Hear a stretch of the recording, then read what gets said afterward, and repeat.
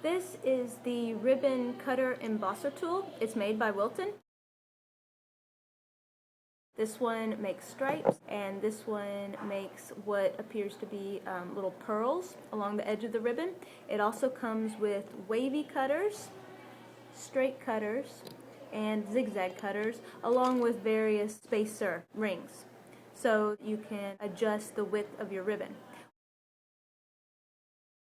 Allow 1/4 of an inch when you're choosing what size spacer ring you use.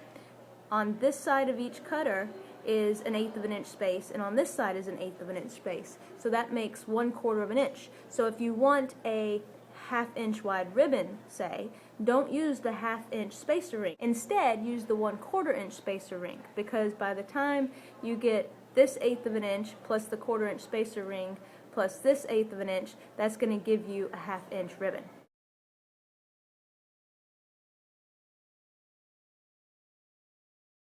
There's a wing nut that you unscrew, and then you remove the washer, and then all of the rings will just slide right off the cylinder, and then you can load up the cylinder with whatever rings you need to make whatever kind of ribbon you want to make.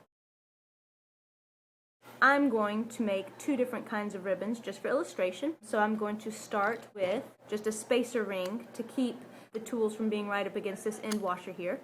I want to do a zigzag ribbon that's going to be a 1/2 inch wide. So I'm going to put in a zigzag cutter, a 1/4 inch spacer, and then another zigzag cutter. And then I'm going to have another 1/2 inch spacer ring just to separate out the ribbons, because what I want to do now is a straight cutter plus a bead embosser plus 1/3 inch spacer plus another bead embosser, then another straight wheel.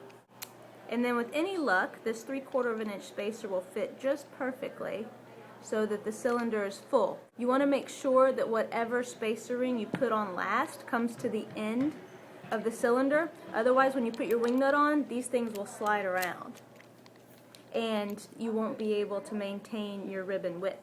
Put on the washer, then put the wing nut back on. And here's the trick. You want this to be loose enough so that it will roll, but not so loose that it moves around, thereby messing up your ribbon width.